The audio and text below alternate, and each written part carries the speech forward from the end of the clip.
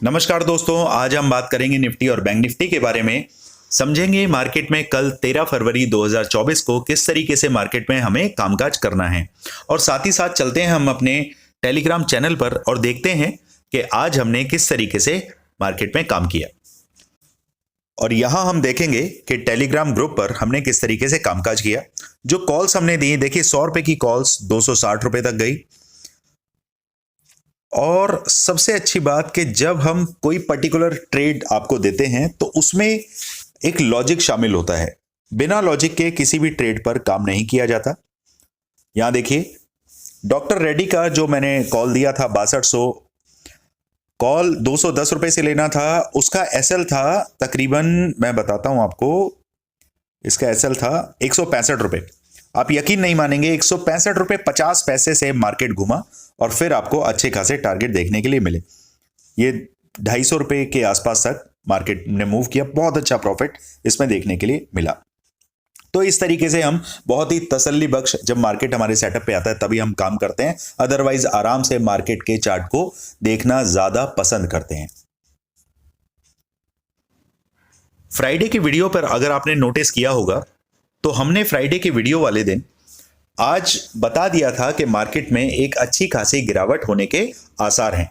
लेकिन मार्केट जैसे ही आज ओपन हुआ, जिस तरीके से फ्लैट ओपनिंग मिली, उससे हमें यह क्लियर इंडिकेशन नहीं मिल पाया कि मार्केट नीचे की तरफ जाने वाली है।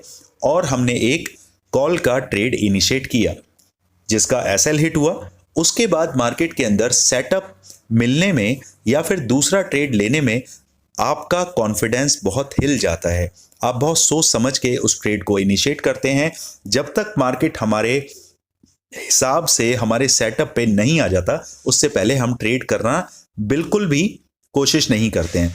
रीजन ये होता है कि सिर्फ आप ही उस ट्रेड में अकेले नहीं बने हुए हैं, आपके साथ और बहुत सारे लोग हैं जो आपके अकॉर्डिंगली ट्रेड करते हैं, आपके विजन को फॉलो करते हैं। तो ये हमारी जिम्मेदारी कहीं ना कहीं हो जाती है, जबकि लॉस और प्रॉफिट के जिम्मेदार आप ही होते हैं। लेकिन एक मॉरल रिस्पॉन्सिबिलिटी हमारी बनती है कि मार्केट में अगर कोई लॉस में है तो 1 दिन, 2 दिन, 4 दिन, 10 दिन के अंदर वो लॉस रिकवर हो जाए।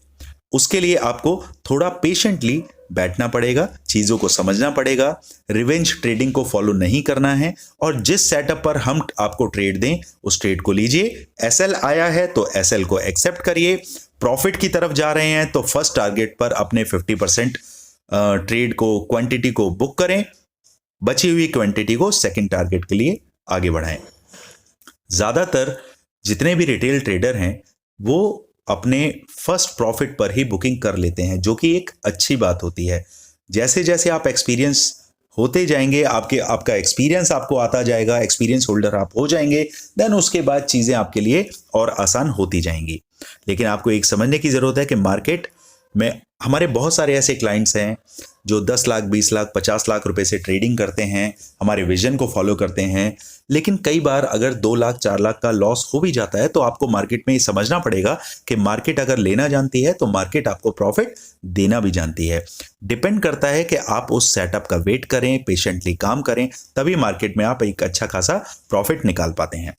तो चलिए अब समझते हैं कि मार्केट के अंदर निफ्टी में स्विंग ट्रेडर अगर काम कर रहे हैं, एज ए स्विंग ट्रेडिंग के पॉइंट ऑफ व्यू से मैं बात करूं तो हमारे लिए कौन से दरवाजे नीचे की तरफ खुल रहे हैं।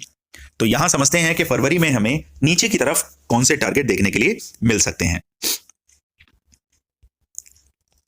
तो नीचे के लिए आपके जो टारगेट खुलते हैं, सबसे पहला टारगेट आपके पास रहेगा 21,450 के आसपास। उसके बाद दूसरा टारगेट जो आपके पास निकल के आता है वो है 21,270 के आसपास। थर्ड टारगेट जो हमारे पास निकल के आता है दैट इज 21,125 के आसपास। ये टारगेट आप नीचे के लिए मार्क करके चलें। ये तकरीबन आपको फरवरी एंड तक भी नहीं जाना पड़ेगा, और 10 से 12 दिन के अंदर ही आपको ये टारगेट अचीव होते हुए दिख जाएंगे। अब ऊपर की अगर बात करें, मार्केट अगर ऊपर चलने लगता है तो आपके टारगेट क्या रहने चाहिए, आपका एसएल क्या रहना चाहिए, वो समझते हैं। मार्केट अगर ऊपर चलता है तो पहला टारगेट जो आपको मिलेगा वो रहेगा आपका 21,847। उससे ऊपर अगर मार्केट चलता है तो फिर आपका अगला लेवल जो निकल के आता है दैट इज ये है आपका, दिस इज 1 मिनट, 22,060। ये टारगेट आप ऊपर के लिए मार्क करके चलें। अब आ जाते हैं हम 1 आवर के चार्ट पर और समझते हैं कि मार्केट असल में क्या खेल खेल रहा है। यहां पर चीजों को ध्यान से अगर थोड़ा सा आप देखेंगे तो सबसे पहले हमें एक लाइन ड्रॉ करनी है जो अभी फिलहाल मार्केट जहां बैठा हुआ है, यहां से हमें पता चलेगा एक्चुअल विजन का कि मार्केट किस तरफ जाने की कगार में है। यहां देखिए, अगर मैं चार्ट को थोड़ा सा बड़ा करता हूं तो यहां पे कहीं ना कहीं निफ्टी बैंक निफ्टी के मुकाबले मुझे पॉजिटिव दिख रही है।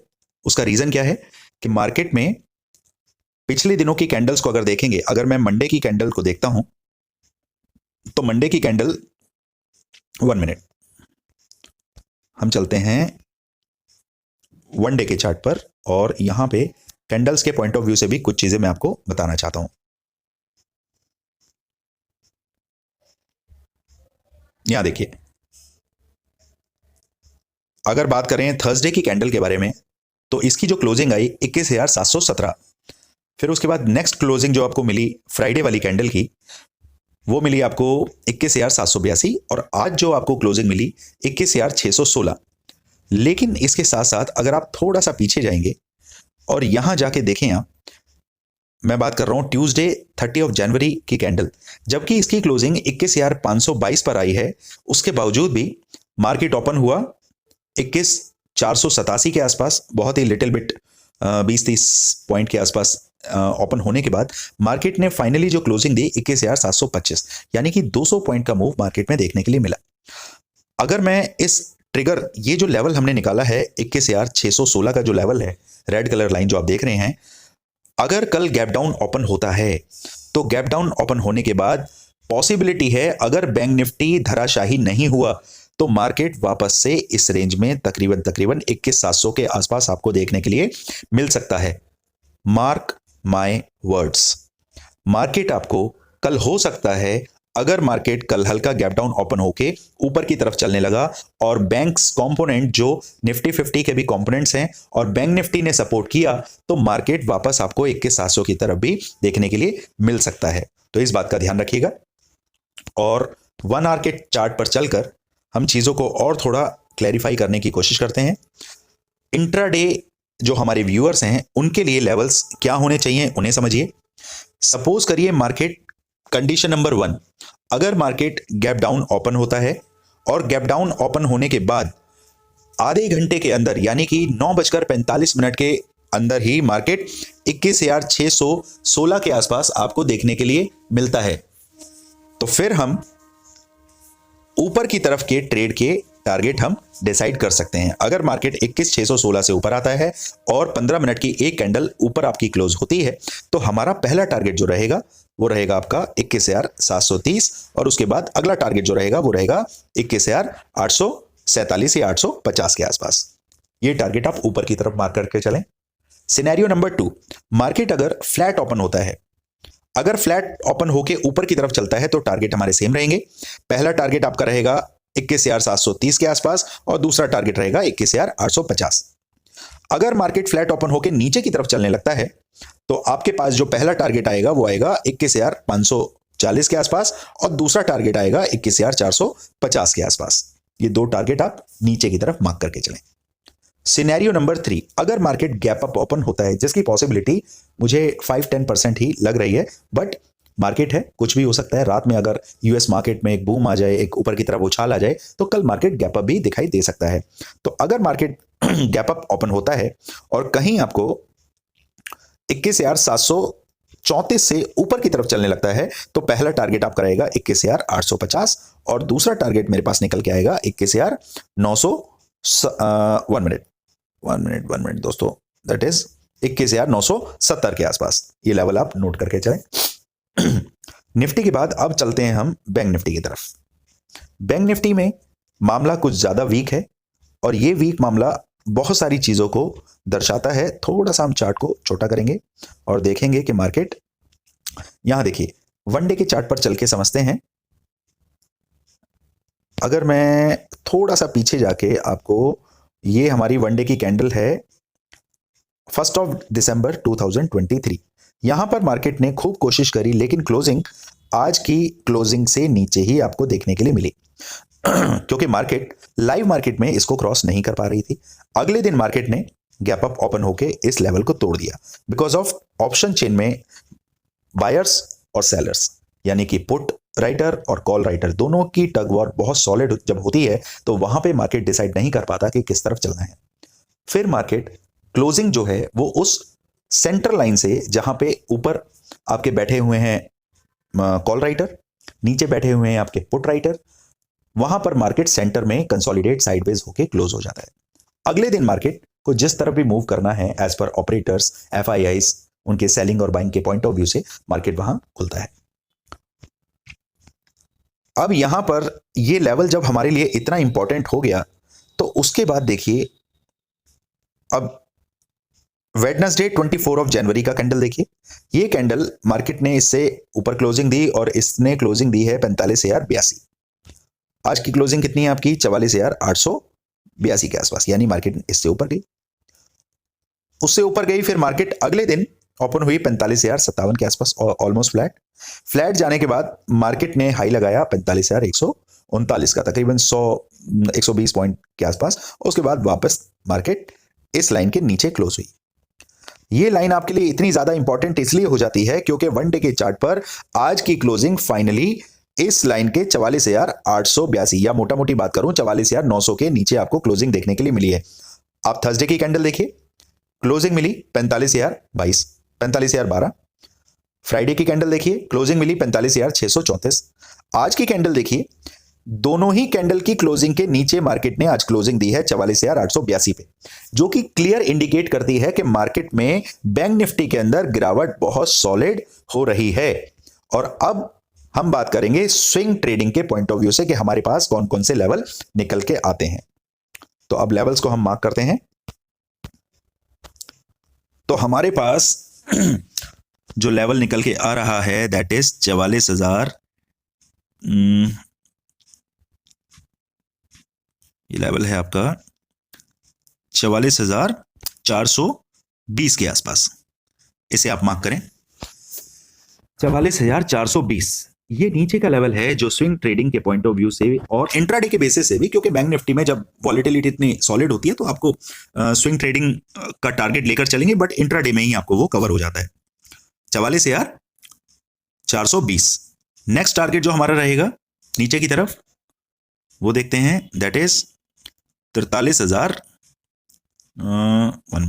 43,550, ये आ गया आपका 550 के आसपास। इसे आप क्लियर मार्क कर लें, 43,550। अब आप बोलेंगे कि सर इतना नीचे अभी 1000 पॉइंट का मूव आ सकता है क्या? बिल्कुल आ सकता है, कोई बड़ी बात नहीं है, आपको आसानी से ये टारगेट देखने के लिए मिल जाएंगे।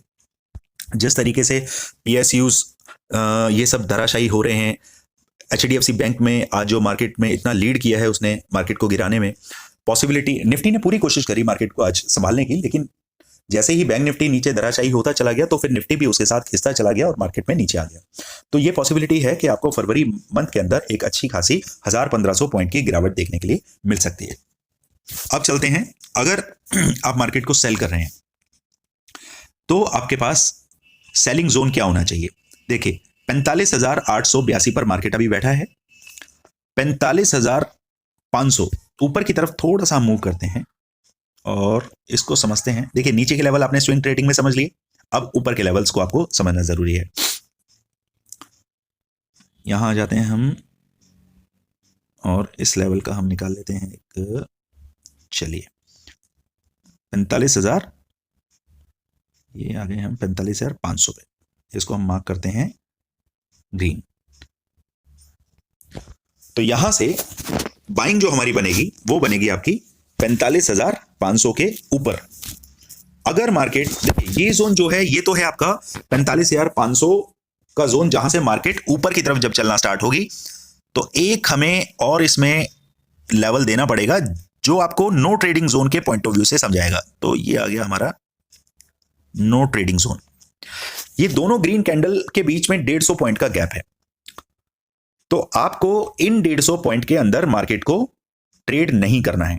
मार्केट जब इससे ऊपर निकले 45,650 के ऊपर निकले तभी आपको ट्रेड करना है। अगर मार्केट 45,500 क्रॉस कर गई, 45,650 क्रॉस कर गई, उसके बाद मार्केट अगर चलने लगती है आपको बाय करना है।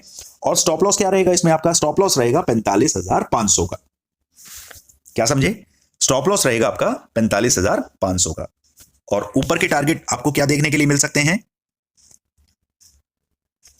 ऊपर के टारगेट जो आपके पास निकल के आते हैं, सबसे पहले 45,000, 1 मिनट, सबसे पहला टारगेट आपके पास सीधा सीधा आएगा 46,000 का।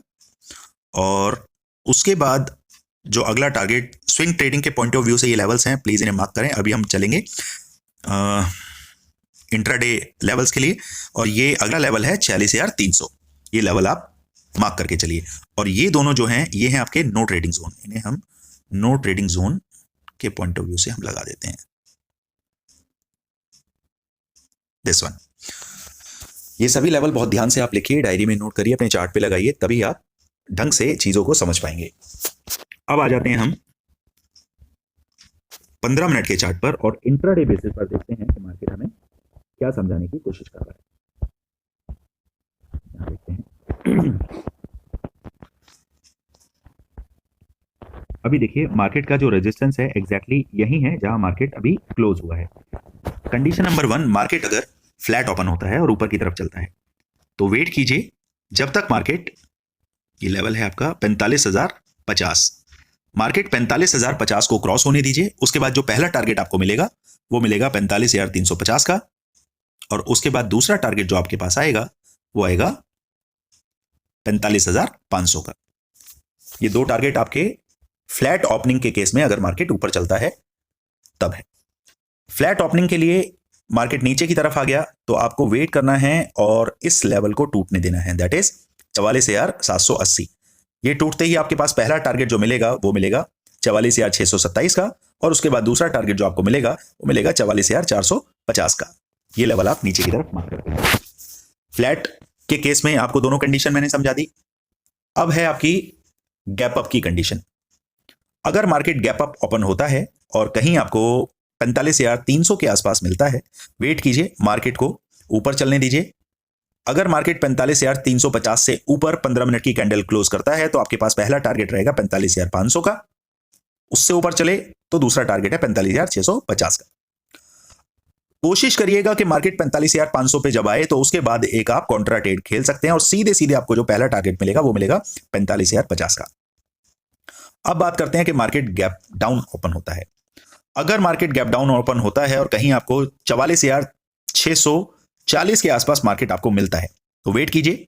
अगर मार्केट इसको क्लोज करता है, 15 मिनट की कैंडल क्लोज करता है, तो पहला टारगेट रहेगा 44,450, और दूसरे टारगेट के लिए हमें थोड़ा सा पीछे जाना पड़ेगा, 1 मिनट, यहां आ जाते हैं हम। 44,450 के बाद आपको जो अगला टारगेट सीधा सीधा निकल के आ रहा है वो है 44,257 या 44,250। आप मार्क करके चल सकते हैं।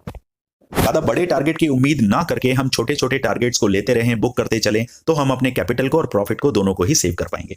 और कोशिश करिए कि जब भी आप एक्सपायरी में काम कर रहे होते हैं तो उस एक्सपायरी को छोड़कर नेक्स्ट वीक के कॉन्ट्रैक्ट में अगर आप काम करेंगे तो आपके कैपिटल, आपके ट्रेड में इतनी ज्यादा वॉलेटिलिटी देखने के लिए नहीं मिलेगी और पॉसिबिलिटी नहीं होगी कि वो जीरो हो जाए। तो ध्यान से ट्रेड करें और चीजों को, रूल्स को एक पेपर पे, एक टेबल पे बना के अपनी दीवार पे लगाएं। जब आप ट्रेड कर रहे हो तो अपने रूल्स को बार बार पढ़ें और समझें कि आपको किन किन चीजों का ध्यान रखना है और क्या गलतियां नहीं करनी है।